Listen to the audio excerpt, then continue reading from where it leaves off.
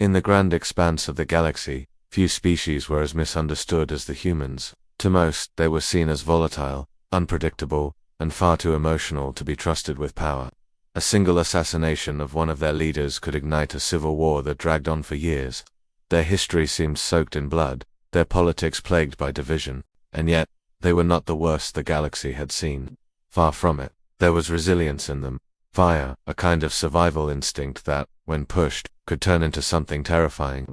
The Traxi were the first to see this weakness as an opportunity. Patient, cunning, and merciless, they waited. They watched humanity tear itself apart. And when the inevitable spark ignited, when human civilization collapsed into another brutal civil war, the Traxi were ready. 27 years after humanity had first been recognized by the Galactic Council, the spark came. What began as political strife erupted into an all-consuming inferno of war. The violence spread like wildfire across every human colony, every world, every station. I can still recall the first images that reached us in those opening days. Burning cities, families torn apart, entire nations devouring themselves, and the most chilling part, the cold efficiency. There was no compassion, no honor, just slaughter, calculated and merciless. Humans had turned their blades upon themselves, and it seemed they would burn their entire civilization to ash. That was when the Traxi struck. Millions of their soldiers and fleets surged into human-controlled space. Planet after planet fell like dominoes. Entire populations were wiped out in days.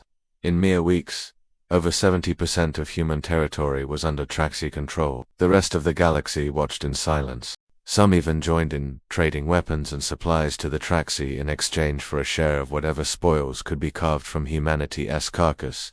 Humanity was collapsing, and no one wanted to stand in the way. For a time, it looked like the end. Humanity was going extinct. But then, something no one could have predicted happened. Instead of fading into ruin, humanity did the impossible. They united. Generations of animosity, centuries of hatred, all washed away in a matter of weeks. Enemies who, only months before, had sworn to annihilate each other now stood shoulder to shoulder, calling one another brother and sister, and with that unity came resistance. The Traxi advance slowed, then it stalled. What had once been an unstoppable invasion ground to a halt. For the first time in living memory, humanity had a single enemy, and that made them dangerous. 8 months into the war, the Traxi were already learning a lesson they had not anticipated. Humanity did not surrender. At first, the Traxi tried to spin it. Their media claimed that the retreats were intentional, part of a strategy to bleed the humans dry. And yes, humanity spent resources recklessly. They poured everything into retaking their worlds. But once a human world was liberated, it was never lost again. Their strategy was maddening in its simplicity. Retake a planet, fortify it, dig in, and wait. Let the enemy come. And when the Traxi came, they bled for every inch. Assault after assault broke against human lines. And just when it seemed the humans would be satisfied with holding their ground, they would erupt into sudden, devastating counterattacks. Entire fleets were shredded. Armies that had once marched confidently into human space were now in full retreat. The Traxi would never admit it, not then and not now, but they were losing. 6 years passed. 6 brutal, endless years. By now, it had become the largest war in 5 centuries of galactic history. The Council assumed that once humanity reclaimed its territory, they would finally rest, that they would stop, regroup, and perhaps even sue for peace. But the Council was wrong. Humanity did not stop. They did not want survival anymore. They wanted annihilation. Every drop of blood the Traxi had spilled demanded repayment, and humanity was determined to collect. What had begun as a war of survival had turned into something darker. The Traxi were no longer fighting to win, they were fighting for their right to exist. Panic swept the Council. For the first time in centuries, the galactic balance was unraveling. They called for an emergency peace summit, bringing the humans and the Traxi to the same table. To everyone's surprise, humanity agreed. For the first time since the war began, a ceasefire was declared. Representatives from every major race gathered. The human delegation arrived calm, composed, and shockingly reasonable.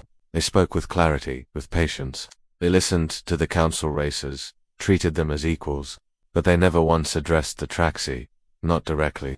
It was as if they refused to acknowledge their enemy's existence. Still, I had hope. I was there, part of the diplomatic mission. I believed peace was close. Until the Traxi spoke, they demanded reparations, compensation, payment for the lands humanity still held. They spoke as if they were the victims, The human delegation fell silent. For a long, tense moment, not a single word was spoken. Finally, their leader stood, his voice calm but sharp as a blade. "You will have our answer within the hour." Then they left. The council sighed in relief. Certain the humans would accept the deal. Finally, this nightmare would end. But we were wrong. Exactly 1 hour later, the humans returned their answer. The leader appeared on the screen, silent at first, staring at us with an expression I still cannot describe. The council murmured nervously. "Computer," one of the delegates ordered, "analyze his emotions." The machine responded. Emotion detected. Barely contained rage. The human leader smiled then. A slow, terrible smile. "My dear council members," he began, "we cannot accept the terms for peace as they stand." Silence fell. For a moment, it seemed the talks had failed, but then he continued, his voice steady. "However, we are willing to compromise." A Traxi soldier burst into the chamber, panic in his voice. "Sir, the human fleets. They're moving." The screen split in two.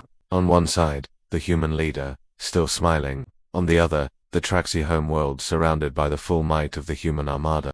The Traxi delegate stammered, "What? How? When did you?" The human leader didn't answer.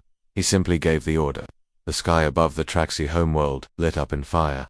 Thousands of years of Traxi history, culture, and life were erased in minutes.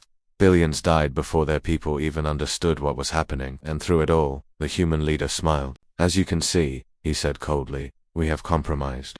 16 billion humans have perished in this war. I feel that trading 10 billion Traxi lives for theirs is more than fair." The word compromise dripped with venom. The council erupted in fury. One delegate screamed, "You've declared war on all of us. There will be no peace until your species is erased from memory." The human leader turned his gaze toward them, his eyes burning with unrestrained fury. And then, in a voice that shook the chamber, he answered, "Good, I was hoping you would say that." The transmission ended. 14 days have passed since then. 14 long, silent days. There was no peace treaty, no surrender, no ceasefire. The Traxi are gone, entirely gone. And now, the galaxy itself is at war. For the first time in nearly 6 centuries, the council is fractured. 4 races have already defected, ashamed of their silence during humanity's darkest hour, and the humans, in just 34 years, they have shattered millennia of tradition, cooperation, and order. They have proven themselves more than survivors. They are predators. I remember sitting beside one of them once, a soldier, absently cleaning his blade, while laughing like a madman. He looked at me and grinned. "Not having second thoughts, are you?" he asked. I shook my head. "Not on your life, my friend." He laughed, promising to teach me how to cook the perfect steak, if I survived long enough. That was when I realized the truth. Humans are insane, and that insanity may very well reshape the galaxy forever.